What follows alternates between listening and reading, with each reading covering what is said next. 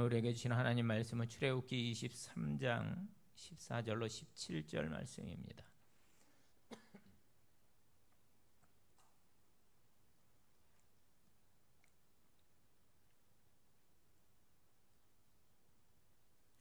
출애굽기 23장 14절로 17절 말씀을 제가 봉독해 드리겠습니다. 너는 매년 3번 내게 절기를 지킬지니라. 너는 무교병의 절기를 지키라. 내가 내게 명령한 대로 아비월의 정한 때 이래 동안 무교병을 먹을지니 이는 그 달에 내가 애굽에서 나왔음이라. 빈손으로 내 앞에 나오지 말지니라. 맥추절을 지키라. 이는 내가 수고하여 밭에 뿌린 것의 첫 열매를 거둠이니라. 수장절을 지키라. 이는 내가 수고하여 이룬 것을 연말에 밭에서부터 거두어 저장함이니라. 내 모든 남자는 매년 3번씩 주 여호와께 보일지니라. 아멘. 우리는 하루하루를 걸어가고 있습니다. 그런데 그 가운데 특별한 날이 있습니다. 개인적으로는 생일이 그렇고 또 결혼 기념일이 그렇고요. 또 어르신들 이 세상을 떠나신 그 기일도 그렇고요. 특별한 기념일이나 축하하는 날들이 우리에게 있습니다. 그렇게 각별한 의미를 부여한 날들은 우리에게 또 각별하게 다가오기도 하죠. 유대인에게는 1년을 생활하면서 아주 특별한 의미를 담은 절기가 3가지가 있었습니다. 이것을 구약에서 3대 절기라고 부르는데 이스라엘 민족이 지키는 절기가 더 많이 있지만 그 중에서 제일 중요한 절기가 바로 3가지입니다. 첫 번째가 유월절이고, 두 번째가 맥추절이고, 세 번째 마지막이 수장절입니다. 이 3가지 절기는 이스라엘 민족의 1년 생활 주기와 아주 밀접한 관계가 있습니다. 이스라엘 민족의 달력에서 1년의 첫 달을 아비벌이라고 합니다. 오늘 본문 말씀에 나오는 유월절이 바로 이 아비벌에 포함이 되어 있습니다. 그래서 유월절은 이스라엘 백성이 애굽에서 종살이를 하다가 하나님의 권능의 발로 구원받은 것을 감사해서 지키는 절기입니다. 그래서 이스라엘 백성들은 그렇게 구출된 것을 기념해서 그날이 포함된 달을 1년의 시작으로 삼았습니다. 1년의 시작만이 아니라 또 민족의 시작으로 삼았습니다. 그래서 유월절을 지킨다는 것이 이스라엘 사람으로서는 그냥 존재의 근거가 되는 셈이죠. 맥추절은 중간 추수를 하면서 지키는 절기입니다. 대개 1년의 흐름에서 절반 정도 되는 그때에 맥추절이 옵니다. 세 번째는 수장절인데 추수해서 저장한다 해서 수장절이에요. 수장절은 1년의 제일 마지막 부분에 가을 거지를 하는 그런 절기입니다. 이스라엘 백성이 1년 동안 살아가는 삶의 흐름을 우리가 볼 수 있어야 합니다. 구원받은 것을 기념해서 시작하는 것이 유월절이요. 또 1년의 삶의 중간쯤에 와서 하나님이 이만큼 우리를 살아오게 하신 것을 감사하고 또 아직 남은 절반이 복될 것이라고 믿음으로 감사하고 확신하는 것이 바로 맥추 감사절이고요. 한 해의 마지막 그 시기에 풍요로운 결실을 거두는 때가 바로 수장절인 것입니다. 그렇게 해서 1년을 보내는 거예요. 또 그렇게 평생을 보냅니다. 그러면서 이스라엘 백성은 1년의 삶의 주기, 아니 평생의 삶의 흐름에서 하나님이 우리를 구원하셨고 또 우리 삶의 과정을 인도하시고 또 우리 구원을 완성하신다는 것을 계속해서 기억하는 것입니다. 끊임없이 되새기면서 삶 속에서 교육하는 거예요. 3대 절기는 또 다른 방식으로 더 크게 본다면 전체 이스라엘 민족사의 긴 여정 또는 그 틀과도 연관이 되어집니다. 이스라엘 민족에게 유월절, 맥추절, 수장절은 이스라엘의 과거 역사 가운데서 3가지 장소와 아주 커다란 연관이 있습니다. 이스라엘 민족이 애굽에서 나와서 저 약속의 땅 적각불이 흐르는 그 가나안 땅까지 들어가는 여정은 흔히 우리 성도들의 인생 여정으로 이렇게 비유하기도 합니다. 애굽에서 나와서 탈출하는데 어딜 건넙니까? 홍해를 건너죠. 그러면 어디예요? 홍해를 건너면 광야입니다. 광야. 그리고 그 광야에서 생활하다가 가나안 땅으로 들어가려면 또 한 번 물을 건너야 합니다. 그게 요단강이에요. 자, 우리 성도의 일생에서 세례 받는 것은 애굽에서 나오는 것에 비유할 수가 있습니다. 물을 한번 거치는 거죠. 이로써 우리는 그리스도인이 되고 이후로는 광야 생활을 하는 거예요. 그래서 인생길을 흔히 뭐라고 그래요? 광야길이라고, 광야 생활이라고 그렇게 이야기합니다. 또 나그네 길이라고도 이야기를 합니다. 그리고 다음 단계가 뭐예요? 우리가 부르는 찬송가에도 있는데 두 번째로 물을 건너는 거예요. 며칠 후 요단강 건너가 만나리. 이 요단강을 건너는 것인데 요단강을 건너가 들어가는 이 적각굴이 흐르는 가나안 땅은 어딜 상징합니까? 천국을 상징합니다. 그러니까 구약시대 이스라엘 백성의 여정에서 이 두 곳에 물을 놓고 보면 세 장소, 즉 애굽과 광야와 가나안 땅이 생기는데 이 세 곳이 유월절, 맥추절, 수장절과 관련이 있다라는 거예요. 그럼 유월절은 이스라엘 백성이 애굽에서 탈출할 때 하나님의 권능의 손으로 구원받은 절기입니다. 하나님이 이스라엘 백성들을 끌어내시려고 애굽에 10가지 재앙을 내리십니다. 마지막 재앙이 뭐예요? 처음 난 것, 사람의 자식이든 짐승의 새끼든 다 처음 난 것을 몽땅 죽이는 그러한 재앙인데 이스라엘 민족의 집은 하나님께서 보호하셨습니다. 어린 양의 피가 문에 발라진 것이 표시였죠. 하나님의 심판의 사자가 이스라엘 백성의 집에는 들어가지 않고 그냥 넘어갔어요. 그래서 6월절에서 월이 바로 넘을 월자입니다. 6월절은 애굽 땅과 연관된 사건입니다. 그럼 맥추절은 6월절이 지나고 나서 50일째 되는 날이거든요. 그래서 5에 10순자. 그래서 맥추절을 다른 말로 오순절이라고도 했습니다. 또 77절이라고도 해요. 일주일이 7일이잖아요. 그래서 7 곱하기 7 하면 49일인데 바로 그 다음 날이 맥추절 또는 오순절입니다. 주 1세기부터는 맥추절이 유대인에게 새로운 의미를 갖게 되었습니다. 하나님 말씀과 연관된 거죠. 보세요. 이스라엘 백성들이 홍해를 건너서 광야로 나옵니다. 광야로 나와서 제일 먼저 시내산에서 하나님과 언약을 맺습니다. 계약의 백성이 되는 거예요. 하나님이 말씀하시기를 이제 너희는 내 것이다. 내 백성이다. 나는 너의 하나님이 된다. 그렇게 계약을 맺으면서 하나님이 그 이후로 진행될 이스라엘 백성의 모든 역사에 아주 중요한 선물을 주십니다. 뭐예요? 율법. 곧 하나님의 말씀입니다. 그래서 유대인들은 이 맥추절을 하나님께서 모세를 통해서 거룩한 말씀을 주신 것을 기념을 했습니다. 시내산에서 말씀을 받고 그 말씀의 힘으로 광야 40년을 걸어가는 거예요. 하나님의 거룩하신 말씀, 그 말씀이 살아서 움직이면서 경험하는 하나님의 임재, 구름 기둥과 불 기둥의 형상으로 동행하시는 그 언약의 은혜로서 40년 광야 생활을 견디며 걸어가는 겁니다. 믿음으로 가나안에 들어가서 받을 축복을 미리 확신하면서 그것을 내다보면서 걸어가는 겁니다. 그래서 맥추절은 장소로 보아 광야와 아주 연관된 깊이 연관된 그런 절기다라고 말할 수가 있습니다. 자, 그럼 이제는 수장절입니다. 이스라엘 백성이 요단강을 건너와서 가나안 땅에 들어갑니다. 이제는 좋은 집을 짓고 살아요.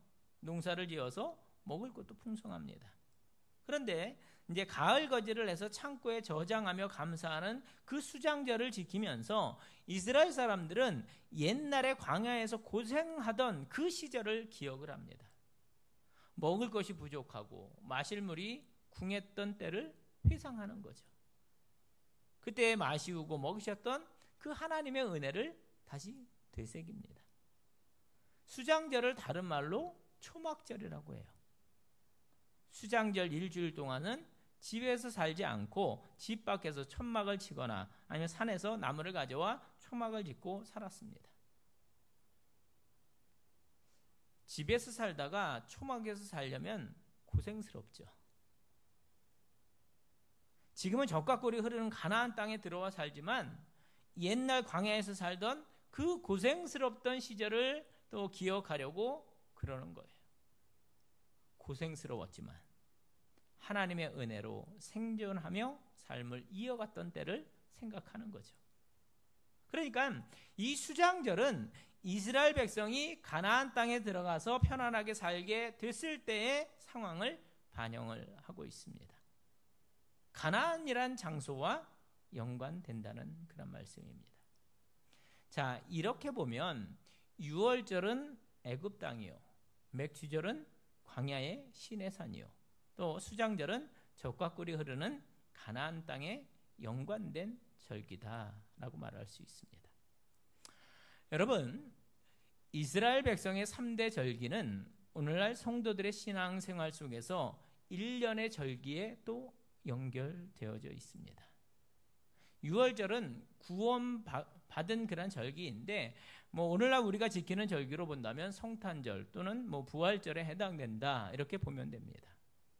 예수님께서 우리를 구원하시려고 사람 몸을 입으시고 피조세계에 오신 절기가 성탄절이고 또 십자가에서 돌아가시고 사흘 만에 살아나심으로써 죄와 사망의 권세를 꺾고 우리 구원을 완성하신 절기가 부활절입니다.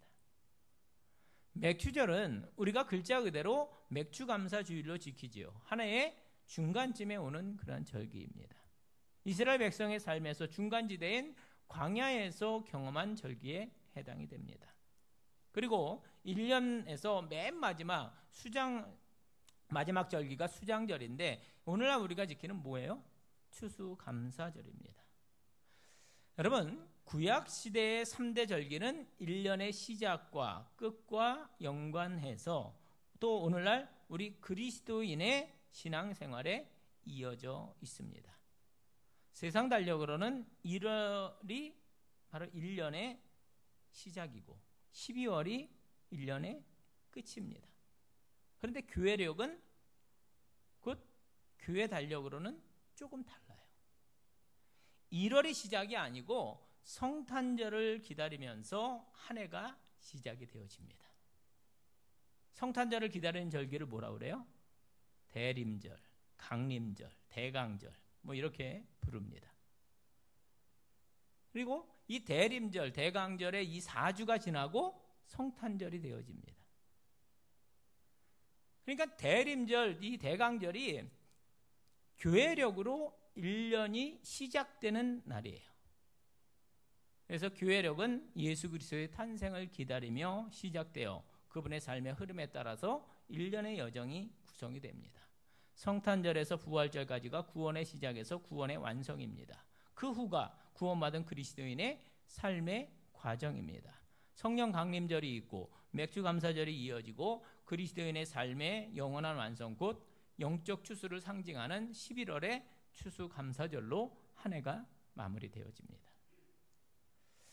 여러분, 구약의 이 이스라엘 백성은 하나님이 그들을 애굽에서 구출하심으로써 구원을 시작하셨고 광야에서 보호하심으로써 구원의 과정을 이끌어 주셨고 젖과 꿀이 흐르는 가나안 땅에 들어가게 하심으로써 구원을 완성해 주신 분이라고 고백하며 살았습니다.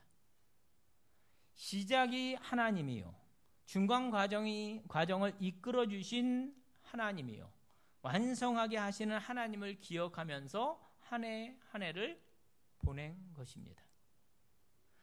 오늘날 우리 그리스도인도 한 해를 그렇게 하나님과 동행하면서 사는 겁니다. 예수 그리스도의 삶을 중심으로 한 해를 보내는 것은 그리스도인의 존재와 뗄 수 없이 연결되어져 있다라는 거예요. 여러분, 그리스도인은 예수님을 닮아가는 존재입니다. 이름 자체가 그래요. 그리스도인, 그리스도 때문에 새롭게 존재하는 사람, 그리스도를 따라가는 사람, 그리스도를 닮아가는 사람, 그리스도와 함께하는 사람, 그런 사람이 바로 그리스도인인 것입니다. 교회력은 예수 그리스도의 생애를 중심으로 1년의 틀이 짜여 있고 우린 그렇게 매년을 보내고 있습니다. 우린 그렇게 또 한 해를 보냅니다. 그러면서 우리 삶 속에, 우리 생활 속에, 또 우리의 문화 속에, 우리의 생각과 행동과 습관과 천성 속에 예수 그리스도의 가르침과 삶이 끊임없이 나도 모르게 자연스럽게 그냥 녹아 들어가는 거예요. 그러면서 자라가는 겁니다. 우리가 신앙생활을 하면서 하나님이 특별한 은혜를 주실 때가 있습니다. 아주 강렬한 불같이 성령의 체험을 주실 때도 있고 어떤 이적과 또 환상을 보여주시는 때도 있습니다. 너무너무 감사한 일이죠. 받은 은혜에 따라서 주님께 봉사하고 또 그 은혜로 다른 사람을 섬기는 거예요. 그런데 특별한 은혜가 하나님의 축복이라면 또 다른 한 축이 있는데 신앙생활에서 이게 참 중요합니다. 일상의 은혜인 거예요. 일상의 은혜. 한번 따라해 볼까요? 일상의 은혜. 여러분, 신앙생활이 뭐 2박 3일 한다든지 그냥 몇 년 하고 관두는 게 아니잖아요. 신앙생활은 우리가 주님 앞에 서는 그날까지 가는 거예요. 평생을 걸어가는 겁니다. 그래서 평생 매년을 교회의 절기를 따라서 예수 그리스도의 발자취를 따라가면서 우리는 점점 그리스도를 닮아가는 겁니다. 신앙생활에서 꾸준한 것이 중요한 까닭입니다. 꾸준하려면 뭐가 필요합니까? 인내가 필요합니다. 처음 먹은 마음을 끝까지 지키며 걸어가는 이런 복이 우리 모두에게 넉넉하기를 주님의 이름으로 축복합니다. 오늘 본문 말씀에 두 가지 중요한 표현이 있습니다. 출애굽기 23장 14절과 17절의 마지막 부분인데 먼저 14절을 보세요. 너는 매년 3번 내게 절기를 지킬지니라. 여러분, 뭐라고 했습니까? 지키라고 말씀합니다. 중요한 것은 지켜야 합니다. 중요한 것은 잘 보관해야 하고 다른 어느 누가 빼앗아가지 못하도록 지키고 보호해야 합니다. 정원은 가꾸고 지키지 않으면 온통 뭐가 돼요? 잡초밭이 되고 맙니다. 숲을 잘 조림하고 가꾸지 않으면 그냥 온통 잡목이 있는 그냥 쓸모없는 산이 되고 맙니다. 그리스도인의 삶도 마찬가지이죠. 하나님께서 주신 은혜, 하나님이 베풀어 주신 그 축복을 잘 지키고 관리하며 번성하게 해야 하는 것입니다. 또 17절 말씀입니다. 내 모든 남자는 매년 3번씩 주 여호와께 보일지니라 이렇게 말씀합니다. 마지막 부분의 표현을 주목하세요. 뭐라고요? 보일지니라. 명령합니다. 집에 있지 말고 하나님 앞으로 나와야 된다는 그런 의미입니다. 유대인들은 어디에 흩어져 살든지 1년에 3번씩 하나님 앞으로 나와야 했습니다. 말하자면 성전이 있는 그 예루살렘까지 와야 했다는 거예요. 신약 시대에는 로마 제국이 다스리던 그 넓은 영역, 산지 사방에 유대인들이 이제 흩어져서 살게 되어집니다. 그래서 역사가들은 추측하기를 유대인의 3대 절기, 즉 유월절, 맥주절, 수장절에 그 넓은 지역에 흩어져 사는 유대인들이 다 예루살렘으로 올 여건은 안 됐을 것이다. 이렇게 보고 있어요. 그러나 적어도 한 번은 꼭 예루살렘 성전에 왔을 것이다. 이렇게 이야기합니다. 여러분, 여호와께 보일지니라. 이것은 적극적인 행동을 말합니다. 주님 앞으로 나온다는 거예요. 하던 일을 내려놓고 시간을 내고 비용을 들여서 성전으로 나온다는 겁니다. 그래서 주님을 만난다는 거예요. 14절에 지킬지니라와 17절에 보일지니라, 이 두 단어를 가만히 여러분 생각해 보세요. 사람이 생각하고 말하고 또 행동하며 사는 데서 가장 적극적인 행동과 삶을 표현한 그런 단어입니다. 지켜야 된다, 보여야 된다. 이 단어는 구체적으로 그럼 어떤 의미를 가지고 있는가? 세 가지로 정리해 볼 수가 있는데, 첫 번째는 계속해야 된다는 거예요. 절기는 계속 지키는 겁니다. 절기의 의미를 끊임없이 되새기면서 내 삶의 습관과 천성과 문화로, 그리고 개인과 가정과 가문의 유전자 속에 그 하나님의 은혜가 계속 들어가야 한다라는 거예요. 어떤 일이 있어도 하나님이 나를 지키신다는 그 믿음이 갈수록 깊이 뿌리 내리게 해야 한다라는 거죠. 두 번째는 고백해야 합니다. 형식적으로 그냥 지키는 게 아니고 신앙으로 고백해야 합니다. 예수님이 주인이십니다. 주님이 내 삶에서 구원의 여정을 시작하셨고 또 완성하실 것입니다. 그리고 지금 걸어가는 삶의 모든 과정도 주님께서 이끌고 가십니다. 주님께서 내 가정과 가문의 주인이 되십니다. 주님께서 모든 것이 되십니다. 내가 가진 모든 것이 주님의 은혜입니다. 여러분, 이런 내용이 우리 마음 깊은 곳에서 우러나오는 진실한 고백이 되어야 한다라는 거죠. 세 번째로는 헌신해야 합니다. 유월절, 맥주절, 수장절, 세절기는 모두 곡물의 추수 절기예요. 유월절은 보리 추수를 시작할 때고, 여러분 맥주절이 보리 추수가 아니에요. 유월절이 보리 추수예요. 맥주절은 뭐예요? 밀을 거두는 때이고, 수장절은 포도나무와 그 외에 다른 실과를 거두는 그런 절기입니다. 그래서 이스라엘 백성은 하나님 앞에 나올 때는 빈손으로 나오지 않았습니다. 빈손을 하나님께 보이지 말라는 것은 또 하나님의 명령이기도 했습니다. 예물을 드리라고 말씀합니다. 헌신하라는 말이에요. 내 물질을 드려야 합니다. 내 시간을 드려야 합니다. 하나님께서 내게 주신 재능을 주님의 영광을 위해서 바치며 헌신해야 합니다. 이 세 가지가 바로 지킨다, 보인다에 담긴 뜻인 것입니다. 삶의 실천으로 계속하고 신앙으로 고백하고, 그리고 뭐예요? 헌신하는 것이죠. 사랑하는 성도 여러분, 맥주감사주일은 참으로 귀중한 영적인 의미를 담고 있습니다. 1년의 한가운데 있는 절기예요. 맥주감사주일은 지나간 6개월을 하나님 앞에 감사하면서 또 앞으로 남은 6개월도 하나님께서 우리를 축복하신다는 그 믿음을 고백하는 시간입니다. 올해 말에는 풍요한 추수를 거둔다. 올해 말에는 행복할 것이다. 올해 1년 동안 내가 하나님 앞에 기도한 제목들이 완성될 것이다. 완성과 성취와 성공을 미리 믿음으로 확신하면서 하나님 앞에 감사드리는 절기가 세 절기의 한가운데 있는, 1년의 한가운데 있는 바로 맥주절입니다. 여러분, 지나온 6개월을 한번 이렇게 돌이켜 보시기 바랍니다. 여기 앉아 계신 분 가운데 지나간 그 6개월 동안 참 행복하셨던 분들이 있을 겁니다.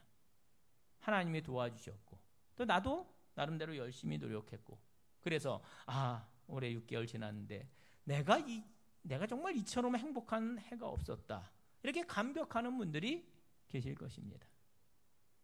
하나님의 은혜입니다.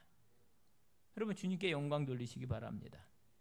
그리고 앞으로 남은 6개월을 더 놀라운 주님의 복이 임하시길 축복합니다. 그런데 여기 계신 분들 가운데 지난 6개월 동안 어려운 일이 많았던 분도 계실 거예요. 질병으로 또는 경제적으로 또는 가족이나 또 누군가로 인해서 어려운 그런 어려움을 겪으신 그런 분들도 계실 것입니다. 사랑하는 여러분, 지난 시간이 어려웠을 될지 몰라도 중요한 것은 내가 지금 여기에 살아있고, 내가 지금 여기 앉아있고, 내가 지금 여기 서 있다는 것입니다. 우리에게 앞으로 걸어갈 시간이 남아있다는 것, 이게 중요합니다. 올해는 아직 절반이 남았어요. 그러니까 우리가 다시 한번 기도하는 거죠. 하나님, 올해 남은 절반, 이 시간에 주님의 축복이 제 삶에 임할 줄로 믿습니다. 제가 기도하면서 걸어가겠습니다. 하나님, 축복해 주옵소서. 인생 전체를 놓고도 이런 묵상을 할 수가 있습니다. 여기 계신 분들의 나이가 다 다르죠. 같은 분도 계시지만, 그렇지만 연세 많이 드신 분이나 아니면 비교적 좀 젊은 분이나 다 마찬가지입니다. 연세가 많이 드셨다고 해서 인생의 시간이 절대적으로 짧게 남았고, 뭐 젊은 분이라고 해서 내가 앞으로 걸어갈 인생의 시간이 분명히 더 길게 남은 것은 아니다라는 거예요. 여러분, 얼마 전에 일어났던 사건 사고들을 보세요. 누가 그럴 줄 알았어요? 30대, 40대 길 가다가 그냥 목숨을 잃었습니다. 알 수 없어요. 일반적으로는 젊은 사람이 더 오래 살 거다 이야기할 수 있지만, 실제로 개인에게 남은 시간은 아무도 모른다는 거죠. 중요한 것은 우리가 지금 살아서 여기에 있다는 거예요.